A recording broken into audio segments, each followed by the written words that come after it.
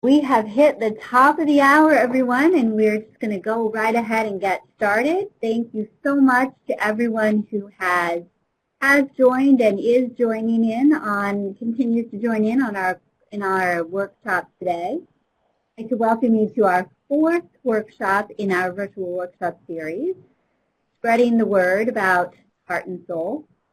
And for those of you who this may be your first workshop, and even for those of you who this may be your fourth, we'd like to just do a little bit of an orientation to what we have on our screen. We use the Adobe platform so that we can have some interactivity, share some things, and also provide a place for you to ask questions or to be part of our conversation.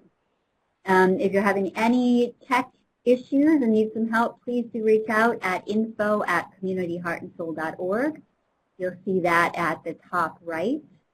And everyone is in listen-only mode, but you should be able to access the audio on your device speaker or else call in on the number that you see there at the top. We have one file here for download, and this is what we've been using throughout the series, the Getting Started with Community Heart and Soul workbook. So please, if you haven't already, download that and have it to use, to share, to review, to have a look at. And then finally, in our bottom right-hand corner there, we have a number of web links, including our Community Heart and Soul website, Community Heart and Soul Facebook page, again, a link to the Getting Started workbook, and then a link to the Thomaston Upson Heart and Soul Facebook page, which we'll be hearing a lot more about during our workshop today. So just to quickly introduce myself, my name is Sarah Leitner, and I'm a Senior Director here at Community Heart and Soul. And today I have with me Jenny Robbins, who is the Manager of Community Development with Georgia EMC. And Jenny, I'll hand it over to you. Thank you, Sarah, and hello to everyone. I'm so excited to see how many different places you are from and the different roles that you play in your community. As Sarah said, I'm Jenny Robbins. I'm the Manager of Community Development with Georgia EMC. It's the statewide trade association for Georgia's 41 electric membership cooperatives, also known as co-ops. Co-ops are locally owned and not-for-profit, and they're utilities that reinvest their proceeds into the communities in which they serve. So as Community Development Manager, I want to ask, what is community development? I think it probably speaks differently to the different roles you play, but one definition is a process where community members come together to take collective action to improve the quality of life for residents. It's the fundamental building block that impacts a community's ability to create and sustain a vibrant economy. The community development team at Georgia EMC, there's 3 of us, and my coworker Carrie has joined us today. Hey, Carrie. We offer a myriad of services on behalf of our members and their communities. One of the primary services our team offers is facilitating planning retreats for key community and economic development entities. Once, while I was preparing to facilitate a retreat, I pulled 11 years worth of previous summaries and discovered that the same people came to the table every year for 11 years and talked about achieving the same things. Now, I ask you, is that not the definition of insanity, doing the same thing over and over again and expecting a different response? It felt like it to me. So I decided then and there to begin researching and find a model that could help me help my communities develop and execute, more importantly, as important, execute robust plans, engage their residents, and take collective control of their future.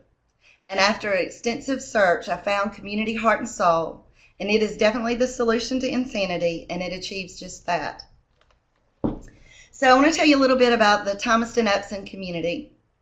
That, as you can see, the picture on the right is a small but thoughtful group of local leaders from the community Thomaston Upson. They represent the City of Thomaston, Upson County, the Chamber of Commerce, the Economic Development Authority, the Downtown Development Authority, and the local co-op, Upson EMC.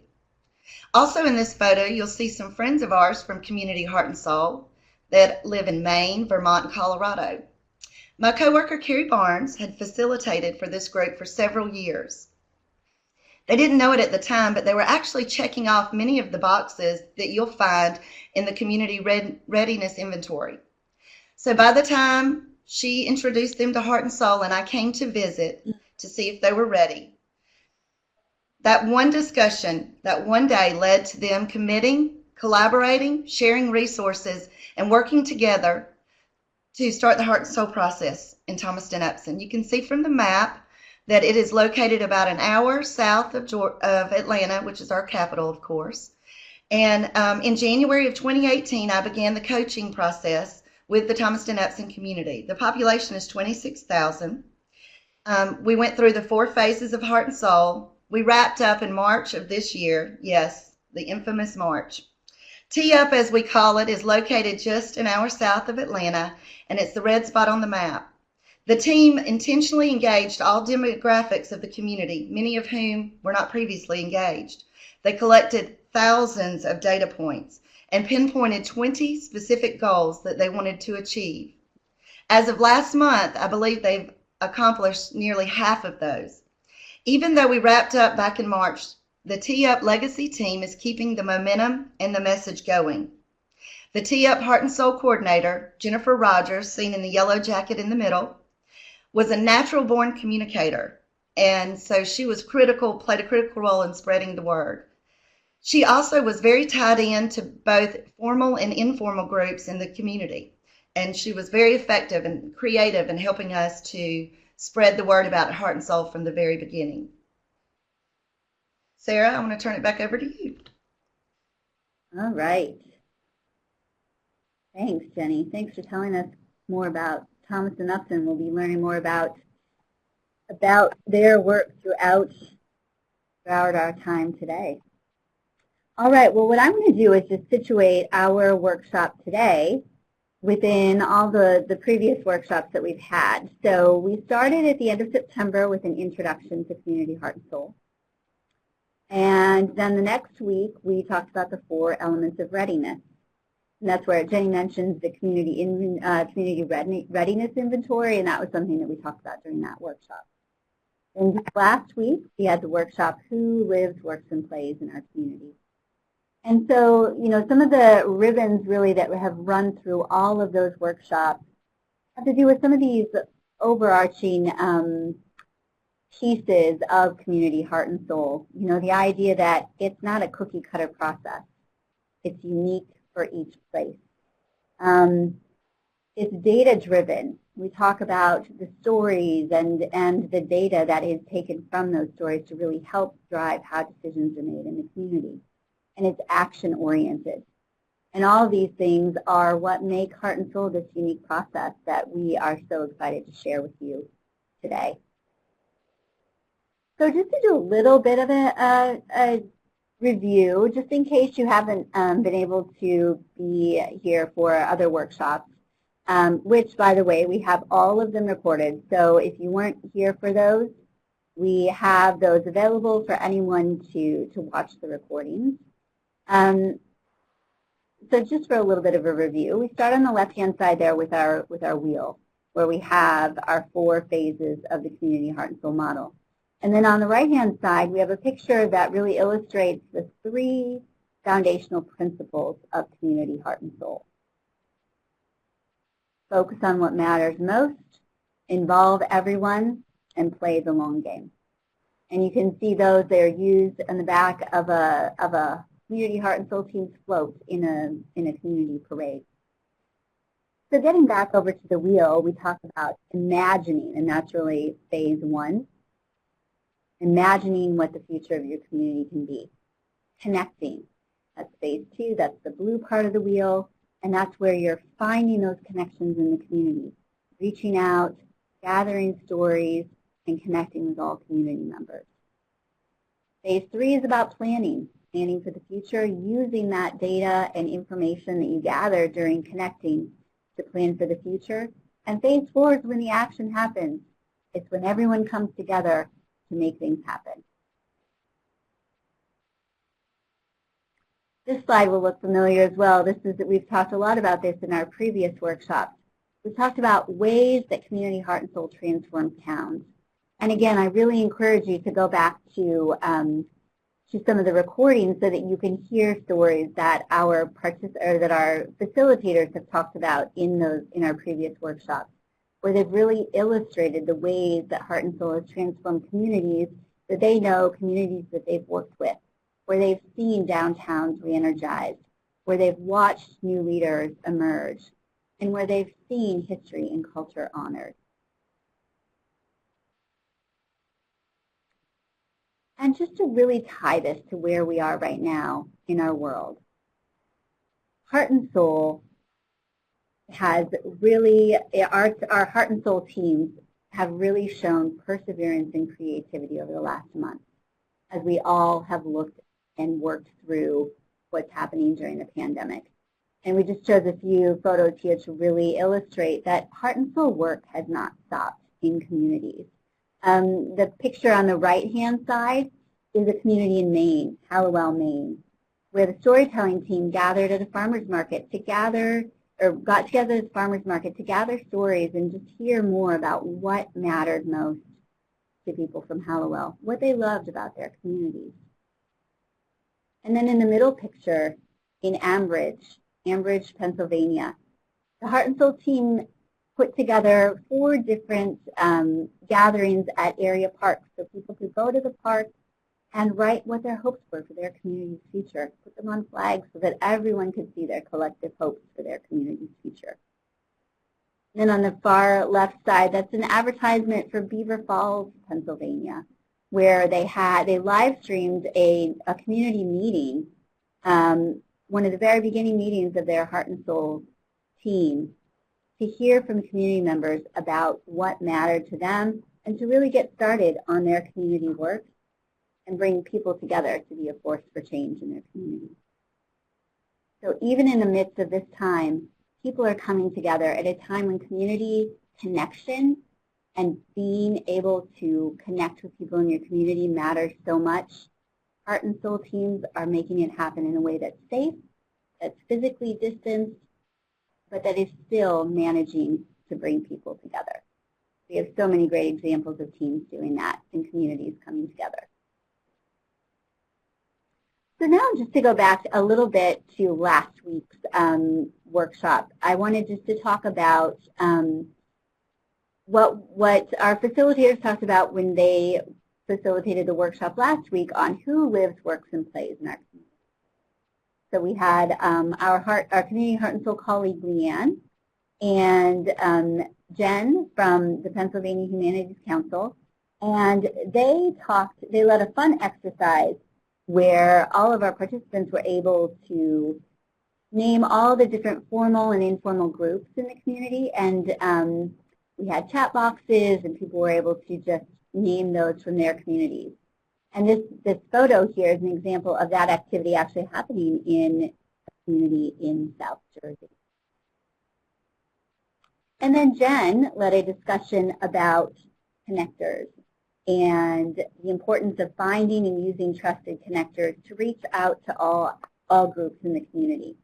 And then she talked a little bit about why different groups may be harder to reach different groups and different people, and how we can utilize trusted connectors to reach out to people so that we ensure in the Heart and Soul process that all voices are being heard. And she used this diagram to show how sometimes we need to find connectors to connect to groups, such as in this picture we have Pete, who's connected to Beth. Because look, in that diagram, Beth is the only person who's able to actually connect to David and Frank to ensure that those voices are heard and can be brought in to be part of the community Heart and Soul process. So today, we are looking at our 4th milestone here. And in this milestone, which we talk about the milestones of the Getting Started process, each part of the process has a milestone that goes with it. And today we're going to be talking about asking for support and involvement of community leaders and elected officials and spreading the word about Heart and Soul in your community. And with that, let's move into our work for today, which is talking about spreading the word about heart and soul. So if you are following along in the workbook, the Getting Started workbook, we're working with pages 23 to 27 today, and you'll see this photo here also corresponds with the photo of that part of the workbook.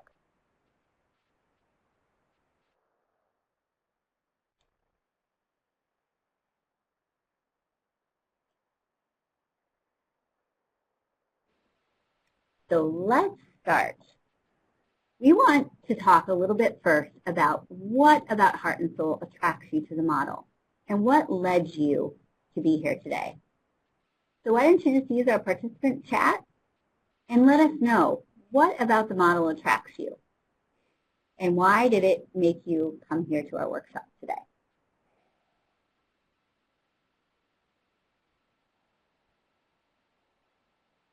There are lots of different things about the model maybe that you find interesting or that resonated, or maybe throughout the workshops that you've seen, or something you read or something you heard from someone else about the model, about heart and soul.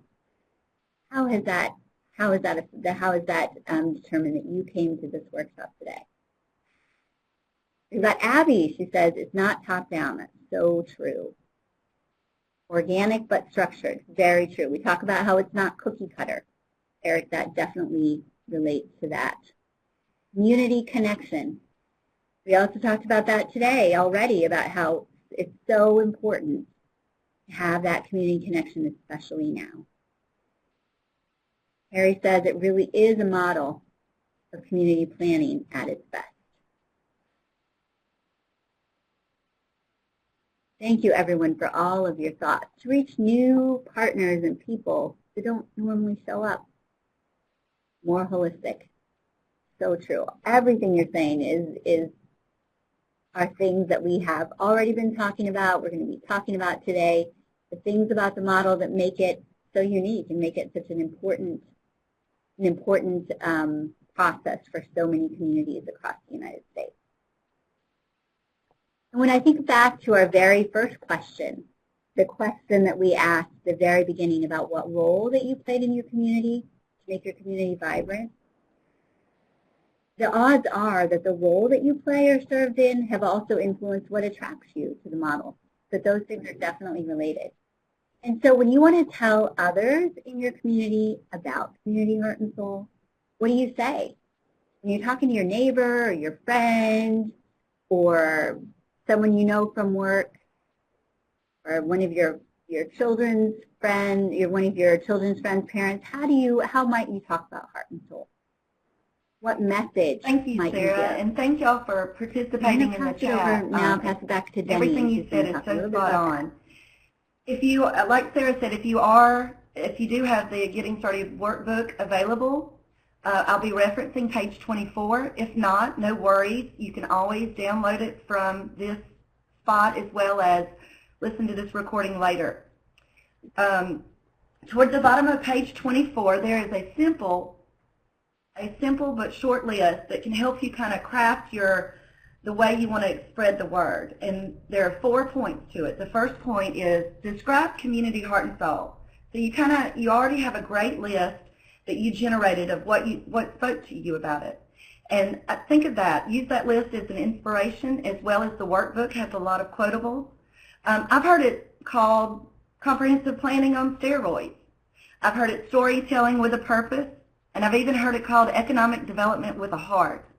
But if you need more inspiration, you can definitely check out the website as well as what other communities have done. For example, you'll see on this slide where Thomas and Upson, the team, drafted kind of some very concise verbiage that they would use on a regular basis. And it is Community Heart and Soul is a short-term, locally driven initiative designed to involve everyone, identify what matters most, and play the long game. And towards the end of our time together, we actually started saying play the long game for success. The second step, or the second part of the process of crafting your message, is to personalize it. Once you've crafted that simple sentence that kind of explains what heart and soul is, consider personalizing it by answering the question, why do you care? The abstract nature of collecting stories that turned into concrete data spoke to me on a personal and professional level. On a personal level, I spent my summers traveling the dirt roads of South Georgia with my father. He would tell me fascinating stories about the little towns we traveled through and the beautiful people that lived there. He loved all people, and he taught me that everyone has a story and every story is worth being heard. On a professional level, I serve a third of the state of Georgia, and my region is mostly rural, with many communities facing population decline and struggling economies. I felt then, and I still do, after completing the process with Thomaston Upson Community, that this is a model that can strengthen a community by involving everyone, identifying what matters most, and playing that long game for success. As you will see from the images, we made a massive chalkboard that was mobile so that we could take it to every event in town. That was one way we spread the word and, more importantly, captured comments and feelings about the community from the residents. One of the first events we attended was the Emancipation Celebration. This is said to be the nation's longest continuous running event celebrating the signing of the Emancipation Proclamation. The more we heard from residents and the more diverse we intentionally gathered their voices, the more we were able to personalize messages and spread the word so that we truly were confident that we were involving everyone.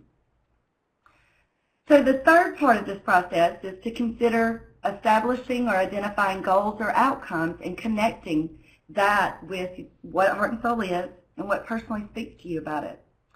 Be sure to add how Heart and Soul can help improve your community. When talking with elected officials, answer the question, what's in it for them? When Sarah asked you to connect your role in the community with what resonates with you about Heart and Soul, do the same thing as you're sharing information to the person. Make it, personalize it to them, and connect it to a goal or outcome that they may desire for their community. These are two examples of statements that we use to involve people. Sometimes, though, I will tell you, it's not necessarily a statement as much as a question. When I was speaking with leaders in the Thomaston Upson community, I asked them, how many times have you voted on an issue that you thought was straightforward and super simple, only to have an angry mob of voters approach you later and tell you that they're not happy with what you decided? As a key decision maker in the community, it's very important, and it almost would be a relief and wonderful if every time you went to vote, you knew how your community felt about that issue. Last but not least is to have a call to action. So once you've told them what Heart and Soul is in a concise manner, you personalized it both from your perspective and maybe from the role that they play in the community, and you connect it to a goal or outcome that they may be interested in. Lastly, you want to have that call to action. Obviously, most people will want more information or be interested in being involved. So be ready to share a future opportunity right there on the spot. This can be as simple as liking the social media page, or receiving an email, or signing up to attend a meeting either virtually or in person. Just be ready and know what you want to share that they can do next, because I promise you, if you share what resonates and you're passionate about it, they will be too. Our Tee-Up coordinator, Jennifer Rogers, was so creative and would pull out quotes from stories that we were collecting through the process. She would match it up with local images, and this engaged residents on her Facebook page. She would share it almost like a meme, and share it on Facebook, and it would get people interested, and then she had a way of connecting them with the next steps once they liked her images, and it helped to spread the word. Sarah, did you want to add anything to the 4 components of crafting a message?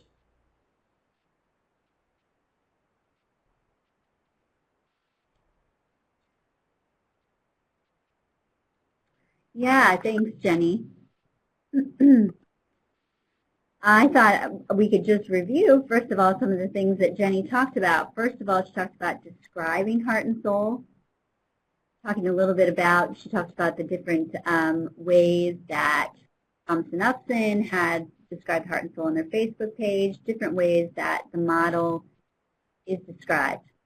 Secondly, was personalizing the message, and I think this is one of the most important pieces.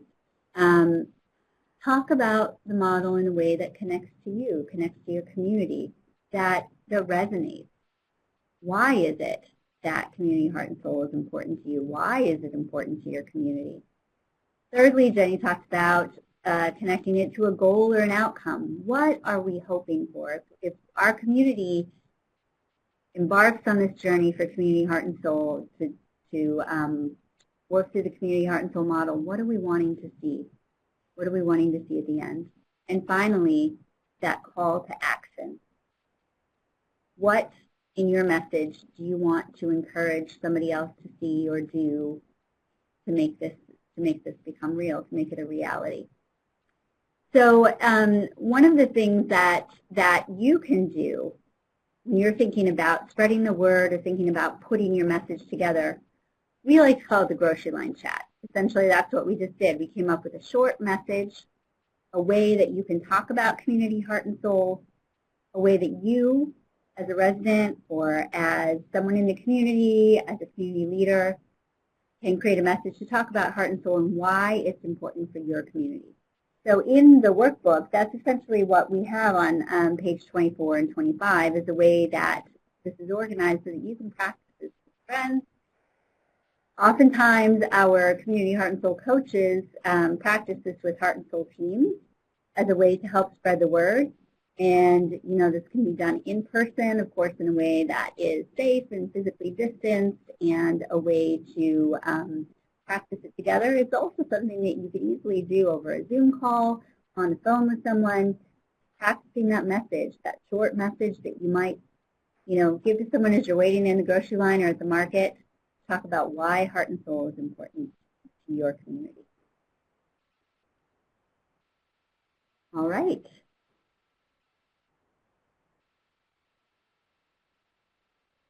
Now we want to shift gears a little bit and lean in on the collective wisdom of everyone here with us today. We know that you bring a lot of knowledge with you, and we want to take this time to brainstorm some ideas for communicating. And this also reflects back on some of the work that we did last week, where we talked about networks and we talked about connectors. Remember when we were talking about last week's session on who lives, works, and plays in the community? We discussed networks and the different ways that those networks help to reach different groups. So what we'd like to do today is start with two questions. The first question is, what networks would you use to reach people? And then the second question is, how would you reach people in your networks to spread the word about heart and soul? So please just take a little time, look at those two boxes. Again, on the left-hand side, we have networks for spreading the word. What are those networks that you have? And the other side, question 2, communication channels. That's sometimes the language that we use to talk about it are, what are those channels for communication? How do you reach people in your community? What are the ways that you pass information? And yeah, please do, just the information, fill those out on both sides so we can get some good comments. Question 1 with those networks is, wow, it's on fire. Great job. We've got nonprofits, schools, school systems, local government, nonprofits, again, town council meetings, food pantries, schools again, youth sports and youth groups, all these things, that's great. These are definitely the networks that you could use to reach people, to find out, to spread the word more about community heart and soul. And on the right-hand side, thanks for starting to fill that one out too, communication channels. How do you reach people? Church bulletins. What else do we have here? Social media, Facebook Live. So many interesting ways, I think, as well as, you know, we've learned new ways, new different communication channels over the past 6 months that we didn't maybe use as much before, and all sorts of different parts of our community are learning how to communicate in new and more creative ways. Word of mouth, that's a great one, Evelyn. I mean, at the end of the day, coming back to that way that we talk to each other. Community boards, restaurants, this is great.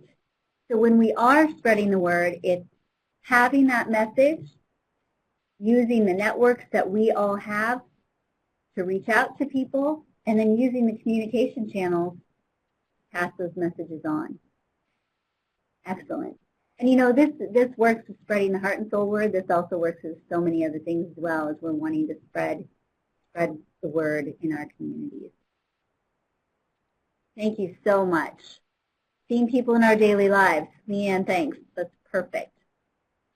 That's what happens when you're at the grocery line, right? You're standing in line, and that's where you have those chats. Thank you for sharing all of that.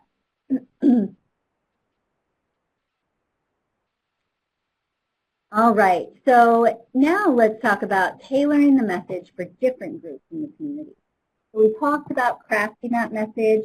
We talked about spreading the word. Now we've talked about how you can use different networks to do that. We've talked about different communication channels that you can use. So now let's talk a little bit more about tailoring the message. And so what do we mean by that? Sometimes we might want to use different language with different groups or different people.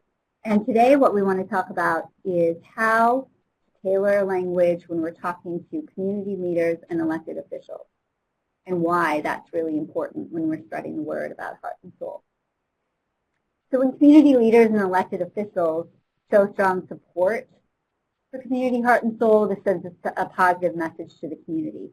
When you have leaders who are interested, engaged, and understand the power of what community heart and soul can do, it's just yet another way to show the community how important this is, and it also is another way to ensure the longevity of the work that's done through community heart and soul. The more that officials are part of the process, the more they understand, the more that there's insurance that the work that's done will have a long life and continue way beyond the process itself. So what I wanted to do now is just give a few examples of how, when that work is done to talk to community leaders and elected officials about the model and to get their support and buy-in, how that can help in the long term, and how that can also help with as a community is going through the model. And I mean, as some of you were filling out our poll at the beginning when you were talking about what role you play in your community, there are many of you who I saw mention different roles that have to do with being a community leader, or being an elected official, being on a council, or being part of a nonprofit board. So I think this definitely resonates as well with all of you as well, with all of us really, about the importance of that support from community leaders and elected officials. So getting to what we have on the screen here, this is a signed resolution from the community of Bowling Green, Virginia. And this was something that they did at the very beginning of their community heart and soul process as a way to show the support of the mayor and of the community elected officials for the community heart and soul process. And so one of the things that they stated actually in this resolution is that the 3 guiding principles of community heart and soul mirror the desires of town leadership when considering future plans. And then they named the three principles: involve everyone, focus on what matters, and play the long game. The resolution also states that the town will provide support to community heart and soul, including representation on the heart and soul team by a city planner and a city councilor, that they would provide meeting space in the town hall for community heart and soul meetings, and that they would also help with communication about heart and soul work in the community. So again, this is one way that in Bowling Green, they received that support right from the very beginning from their mayor and from their elected officials to ensure that they had the support as the work continues for community heart and soul. Now this is an example that shows how, I was talking a little bit about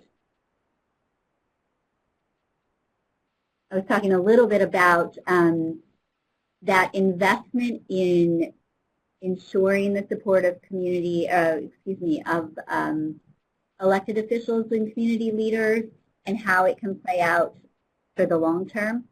So here we have two examples of comprehensive plans. The one on the left is from Essex, Vermont, and the one on the right is from Ellensburg, Washington.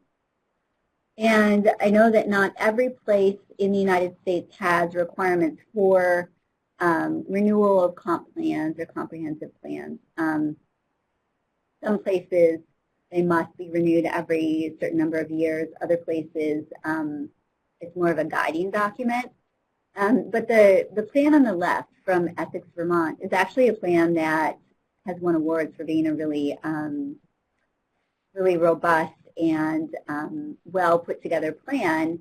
And one of the things that Essex, Vermont did when they put together their comprehensive plan is they utilized the work that they had done in Heart and Soul as part of the language of their comprehensive plan. Through their Heart and Soul statements, through the process of the engagement that their community achieved through Community Heart and Soul to really shape their comp plan, which then shapes the future of their community.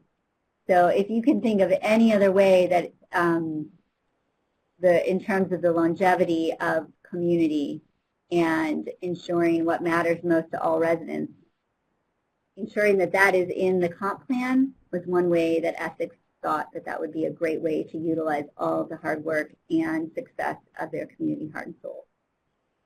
And on the right-hand side with the comp plan from Ellensburg, Washington, they also did the same thing where they used their seven Heart and Soul statements to provide a framework for their comp plan. And this included a statement that articulated the local university's importance in the community. So they did their engagement, their community engagement work, and that, again, provided that framework for their revision of their comp plan. We have many other examples where this has happened, where the process of gathering data, engaging the community, finding out what matters most is integrated into comprehensive planning to ensure the longevity of the work. And also just to show how important this work is. What can be in terms of a city plan, a town plan, what can be more wonderful than seeing that resident-driven work being integrated into an official town plan. So now I want to pass it over to Jenny, and she can tell us a story that is Absolutely. Well, I told you earlier that we had many of our elected officials engaged from the very beginning, which I highly recommend if possible. But we also continuously engaged different leaders and elected officials and appointed officials throughout the process because spreading the word is ongoing. For example, after we crafted our Heart and Soul statements, we had the coordinator here in the middle, Jennifer Rogers, actually call and get herself put on the agenda of all of the municipality meetings, the regular meetings of the City Council, the Board of Education, the County Commission, the Economic Development Authority, all of those organizations that play such a role in the community.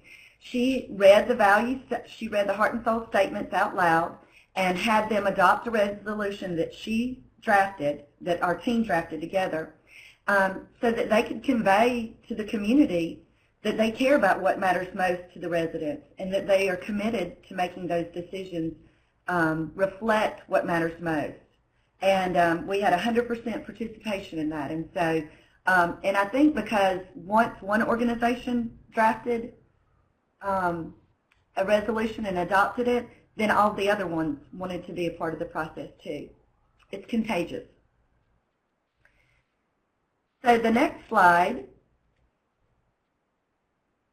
is a photo of Caitlin, as well as a gentleman that in the Thomaston-Upson community that we referred to affectionately as Doug the Planner. So when spreading the word, we were very sensitive in the beginning and really throughout the whole process to make sure we were not implying to the previous decision makers and the local leaders that were working hard to make the community better, we did not want to imply that we felt like that we could do it better. We wanted to make sure that we did this collectively and in partnership. So, for example, we met intentionally and individually with many of the decision makers in the Thomaston-Exton community when we first started the process. Our friend Doug the planner, we met with him early on and wanted him to understand that we were not trying to collect information that was going to make his job of county planner any more difficult than it already was. And his response was eye-opening to me, and I appreciated that he was so grateful we considered how what we were trying to achieve would impact his job. And he actually said to us, "You make my job easier." He said, "Heart and soul is everything that I learned in college that planning should be. But I'm one person, so having a team to help me do it this way makes my job easier."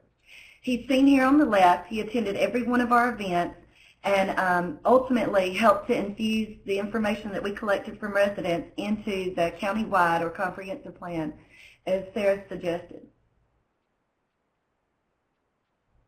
So on our next slide, we have some quotes that you'll also again find in the Getting Started workbook on page 26. These are absolutely terrific quotes. And also you can turn those outcomes that Sarah referenced in the beginning, the 5 ways that heart and soul impacts the community, you can turn those into outcomes as well and use those as quotes just to help spread the word locally. Sarah, I'd like to turn it over to you at this point and see if you have anything to add.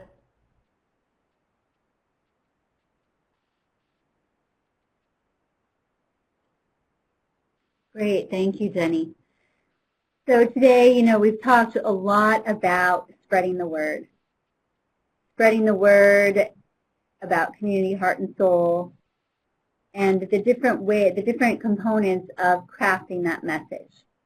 We've talked about practicing how to craft that message, and we've talked about how to do that in a way that's going to resonate with different community members as well as with community leaders and elected officials. We've also talked about when you are crafting that message and when you're talking to community leaders and elected officials, how that work, through the examples that we've just given, how that work really ensures the longevity and the future of the community heart and soul work. So, one of the things that we also feel is that it's important to just go back to the idea of the message itself. It's all about people. It's all about personalizing that message and utilizing that message to spread the word about community heart and soul in your community. It's about getting people excited about the future. It's about seeing those things in your community that you have that are good and finding ways to improve on what you already have. It's about engaging community leaders and elected officials to see the possibility and to be actively supportive and engaged along the way. So we'd like to leave you now with a call to action, just as we described in crafting your heart and soul message. After this workshop, talk to someone about heart and soul. Tell them why you are here today and why you think heart and soul is important for your community. Mm-hmm. We talked about those 4 simple steps Jenny described in crafting your heart and soul message. And we encourage you to go and try that. See how it goes. And most importantly, we want you to have fun when you're spreading the word about community heart and soul. So thank you so much. We've got plenty of time. We've got about 10 or so minutes for any questions that anyone might have. Got a box up there where you can type in your questions for Jenny, for me, questions about Thomaston, Upson in Georgia, questions about spreading the word. While we wait for questions to roll in, I wanted to piggyback a thought. Sarah, we focused on the milestone of getting our elected officials and key decision makers involved, but I do want to say what really resonated with people in general was that their voice counted, their opinion was wanted. And so I think that resonates with all of us no matter what role we play in the community.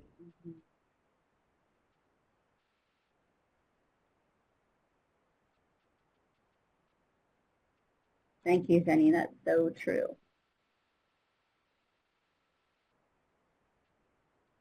I also like to encourage you just to have a look at this section of the workbook. This section, really maps out quite easily how to craft that message and then how to tailor that for community leaders and elected officials. Looks like I'll take Andrew, Sarah, if you would like a couple to questions that have come in.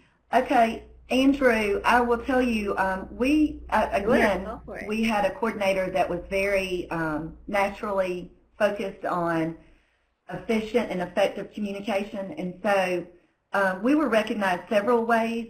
TEUP was the first community in the state of Georgia to complete the process, and so our state and elected officials got very excited when they heard about the results, and so the Community Heart and Soul team joined us, as well as the TEUP team at the state capitol, and a resolution was read on the floor to acknowledge Community Heart and Soul is now in Georgia. So we also reached out to a lot of different organizations, continuously updating them, both ones associated with electric co-ops and ones associated with anything to do with community and economic development or leadership.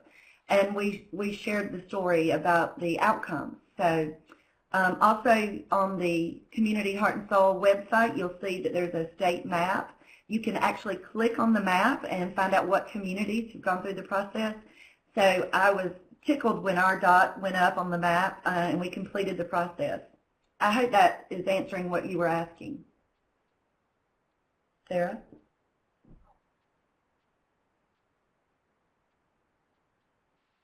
Yeah, thanks, Jenny. So I'm going to answer Tom's question when he says, what forms of well-intentioned competition might a Heart and Soul project expect in a community? So one of the things that, oftentimes, I hope this is what you're asking, but oftentimes there are other initiatives or things that are happening in communities.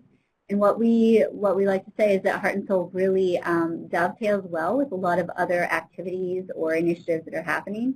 It doesn't mean that it's necessarily competing with anything else, and oftentimes actually it can complement and work alongside other processes, especially through the process of the story gathering in phase 2, where you're really finding out what matters to community members. Oftentimes, that becomes the qualitative data that can be utilized by many other organizations and to help structure and frame, the work done by other groups and organizations as well through that data that's coming directly from the community. And I know that, Jenny, that's probably something that you could speak to as well in Thompson-Upton. I remember one time when I was with you and with Jennifer, the project coordinator, when we were talking with the, I believe it was the county council, and talking about the data and all of this data that had been gathered from the community and how that could be utilized. Absolutely, Sarah. One example of that, a real-life example, was the public school system had partnered with the local health department to collect data on children, health related to health issues. And so when we were collecting ours, we actually partnered with them and used their data points that they collected and put it in addition and connected it in addition with what mattered most to people in the community. Obviously, having safe, healthy environment for children as well as families and individuals is important to everyone. So we were able to actually start collaborating and marrying the data together. And we actually also utilized the results, the data, and shared it with the Economic Development Authority, who then was able to share with potential projects and prospects, this is what this community wants. It knows itself. So I can see and I saw how it looks like competition from the very beginning, but it's a collaboration with a simple tweak and understanding that this information lives past this one organization and lives on past this one moment in time. I wanted to respond to Eric Smith. Had a question about how long did you spend on these elements of the process. If you're referencing the phases, it took us 2 years and 2 months to complete this process, and And it felt like every part of the elements that Sarah mentioned, as well as the 3 principles, it just constantly was ongoing. So it really, once you get started, this is what I would leave you, the thought I would leave everyone on. It is such an abstract concept, but it has such a concrete result that really once you get started, you make it your own. It's locally driven. We constantly told leaders in the community, this is not happening to you, it's happening because of you and with you. And so it was interesting to see how those elements played out, and it'll look different in every community.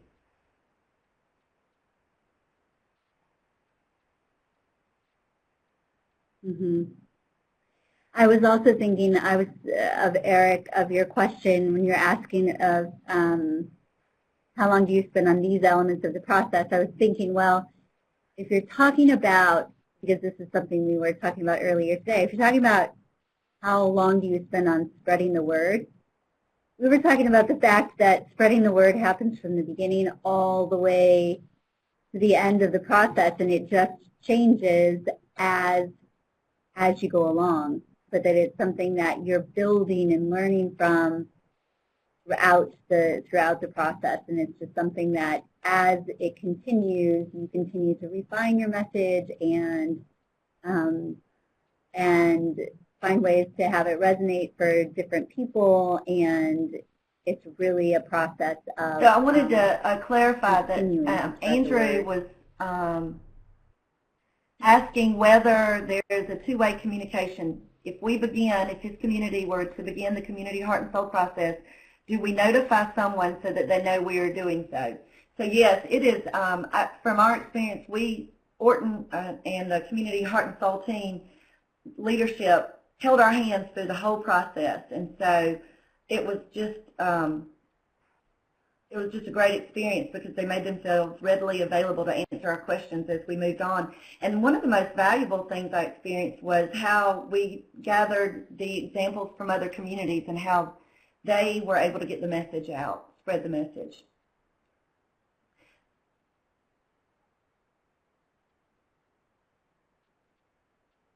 Yeah, just to add a little bit to that, I would say one of the other pieces of that, Andrew, is that we have, for communities who are actively working through the model, we have a bi-monthly community of practice call for all active communities where it's really gathering ideas and thoughts and wisdom and little tidbits from communities, from actual teams, from community members on a call together to discuss, really all sorts of things, maybe different ideas for how can we take this activity and make it virtual, or what's an interesting engagement activity that you did in your community, or how did you gather stories, all sorts of ways that communities, just as Jenny was saying, communities learn from one another, and I think that's a really rich source of information for communities. So Evelyn said she plans to check the map for her area. That is another call to action that would be great, and you could reach out to any community in your state. We found that like all true community development, grassroots, locally driven initiatives, that it was really nice to have other communities in your region partner and collaborate and share ideas. And so that's a next step that Evelyn suggested she plans to do.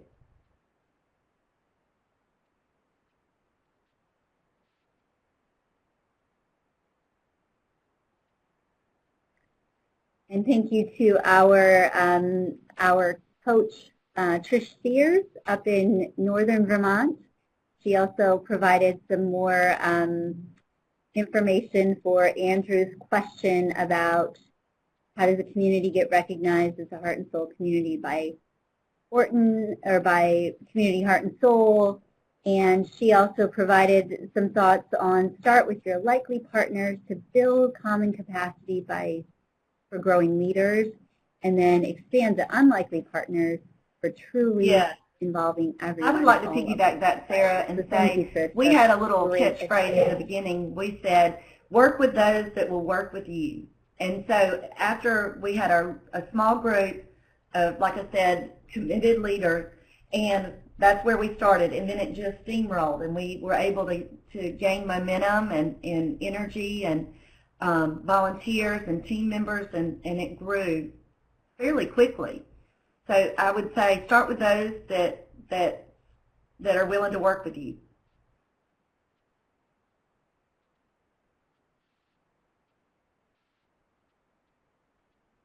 Thanks, Jenny. That's good advice.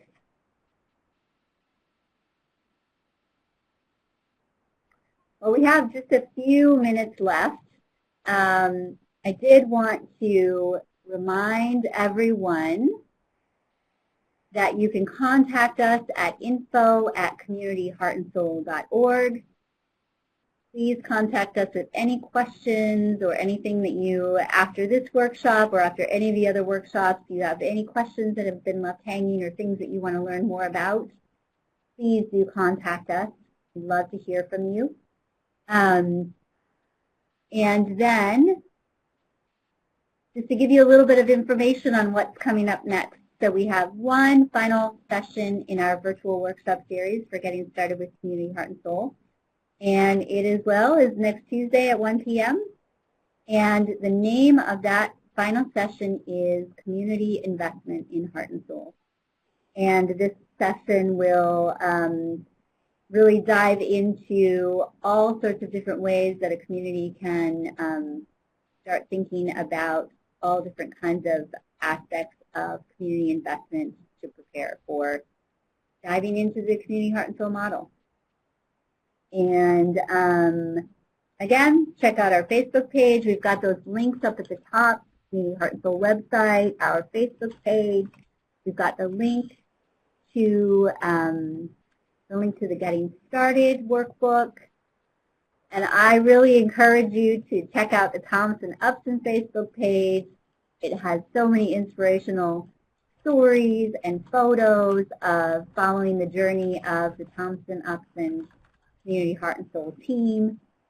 And we are so happy to have that first dot from Georgia on our map. We'd love to see more. That would be so wonderful. It's great to have a Community Heart and Soul community in Georgia. And I'd like to thank Jenny again for joining us today. This is such a great opportunity to have you here and hear more from you and your expertise and telling us more about your work and about Thompson Upson.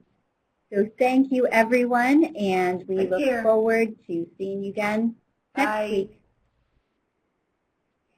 Bye-bye.